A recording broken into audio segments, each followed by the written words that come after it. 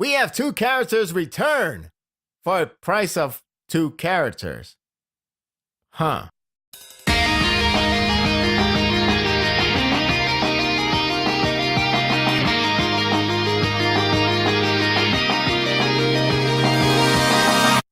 The news is in. The climax is nearly here. It has caused a stir within the fanbase with tons of concerns, wondering if the series is truly ending, or will there be more in the future. It's difficult to determine the direction of Ishida's writing, which makes it difficult to be at ease with the recent content. Without being deluded by the news, the chapter itself was pretty eventful and pretty enjoyable. Though it depends on your stance with one particular moment. There's an ominous tone with Furuta's singing and question that clearly has deep meaning behind it with his emphasis. He has yet passed on, but perhaps it is setting up for one send-off that would shed a light of his plan. The bird in the cage can be interpreted as Rize. However, the follow-up and how the rest of the chapter demonstrated seem to suggest otherwise. It's his question about if everything has gone in vain that got me curious. It probably has to do with his last action send-off. It's as if it's pointing towards V. He doesn't die here as the rest of the chapter focus on CCG and Ghoul continue to work, now aiming to clear out V. There is a confusion when the Black Dobers and Apes arrive, but towards against others. It's been a while since we last seen them, though I remember the eerie feeling of the scene that highly suggested that they have died. It turns out they did, but now they are literally made into weapons. It's no wonder they were killed off panel. V did the job silently and turned them into Quinque. The major difference is they still have their body. Kaiko said it was done possible because of Kanu, which is freaky considering how far he has understood the concept. This reminds me of the time when Kanu requested Naki to give him a try to revive his fallen brethren. Was this what he truly meant? It makes a lot of sense if that's the case. The eerie thing about it is how they function. They can barely talk, but in a disturbing tone with dead eyes. Monster calls this process Spieldose, I believe is a German word, and it translates to music box. What a dark fitting name, especially since the way they react is like one, only active by the hand of another. If this is the case, and this series will go on longer, this could be a serious dangerous feat going forward. It's essentially this series' take on White Walker from Game of Thrones. They can't afford to let a ghoul to die before they are used against them. The other shattering news is the use of CCG for Washu's gain.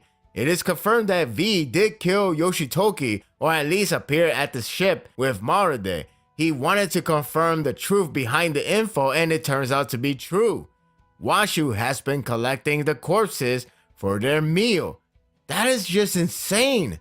That means the bodies at the cemetery aren't really there. This made Uri's word about the body and the purpose of the funeral for them meaningful and disheartening. It also makes sense during the time when Uri was invited to dinner with Masuri. He might have eaten human, hence the weird taste comment. That's sick.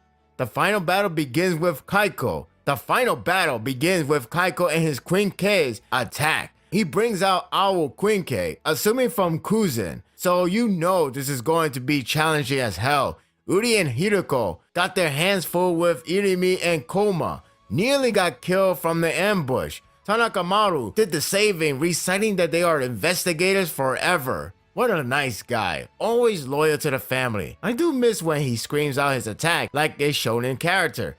It would be a nice way to go out before the series closes. The rest focus on Kaiko's domination, and by that, I truly mean it. He takes on Suzuya first, but with Arata's armor already weakened, let alone his stamina, he's going to get killed. Then his squad comes in to protect him, but Kaiko continues to dominate with ease. Right before he slays Suzuya, Muski, the person who's on a roll with redemption, blocks the attack, and the Q squad is next to fight.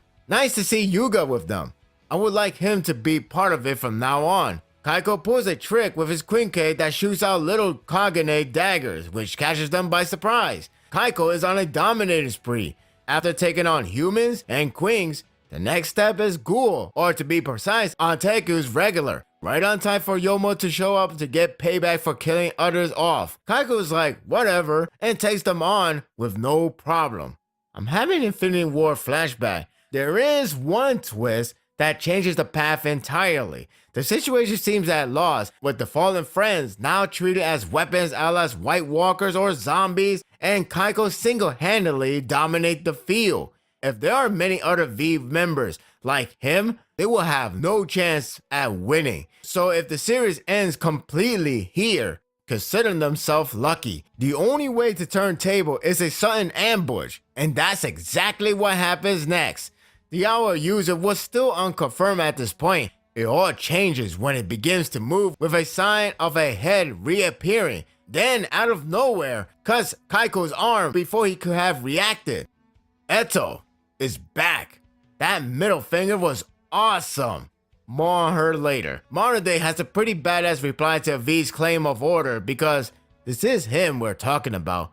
Pretty much, there is no need for order because it is an old-fashioned idea and it could never work out with everyone involved. Now the balance is gone, he and everyone else has a shitload of stuff to talk about. Is there time to fight back? And what way to begin the counterattack? Then the return of Naki. Not only him, but the white suits as well.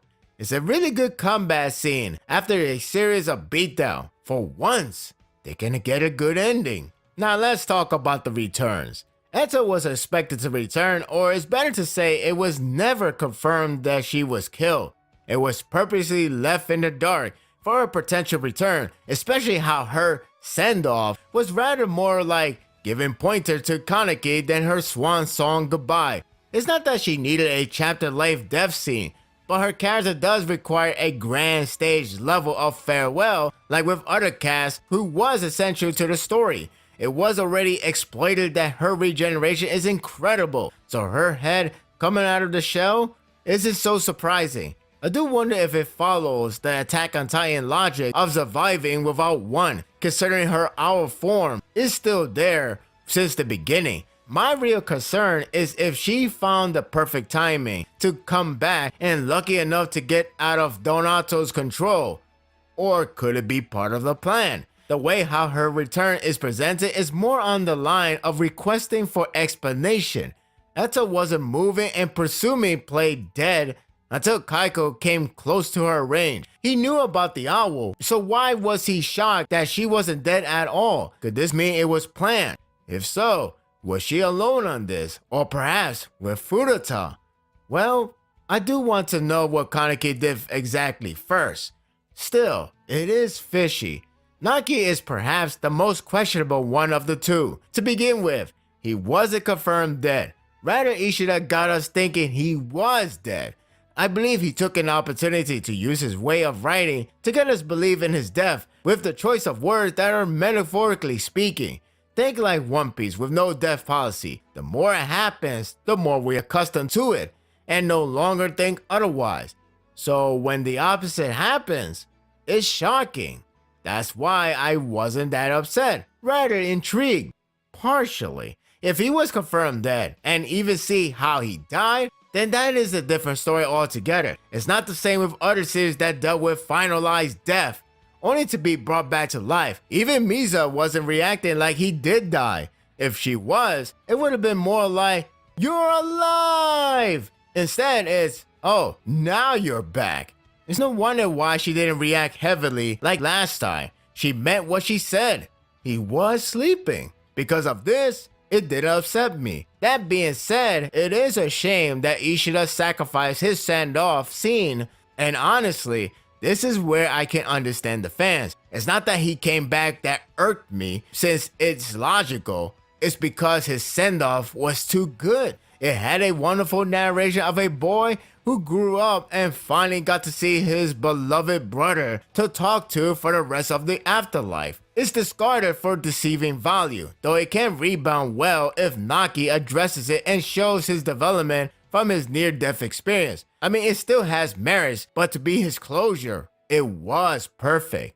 Eto's return is displayed like it needs an explanation of how she was able to fool Kaiko. Nagi's return isn't needed as it was meant to be a shock value, but it can use the time to explain his change of heart from his last experience. Like, did he have a second thought and decided not to die just yet? What's probably the real purpose behind it is Kaiko being surprised because Furuta reported that all white suits were killed. Did Furuta report it to deceive V? Same can be said with Eto. This is when I began to question if this is Furuta's last hurrah. This was a pretty enjoyable chapter, with a sacrifice that had to be made, for better or worse. The reveals and new possible danger if the series does go on longer were devastating. The action was tense and the surprises were really good, though one had to pay a price. It's hard to judge without knowing if there's anything more in store. The climax is in the next chapter, and it could mean that it ends there. It's not guaranteed, but it's one of many possibilities. There's also a big announcement in which I can't really choose to bet on. Again, it goes back to wishing to know in hindsight. In due time, we will know. And that will do it for the review. I hope you enjoyed this one. I have done research on the term of climax, the way how they use it in their magazine, and it turns out it can define as the ending. However, it can define as the second last chapter as well. It's a rare case they use the climax and it doesn't end right away, or the fact it takes more than 10 chapters before the actual ending. It's really hard to say. It's only a matter of time because that next chapter is around the corner. What do you think? Will it end in the next chapter? Will it end the chapter after that? Will it be the climax and it would just go on until the next volume and perhaps get the actual ending? Or will there be another part? Share your thoughts in the comment section. If you like this and want more of this, subscribe to my channel and my world will be yours to stay. Until next time, take care.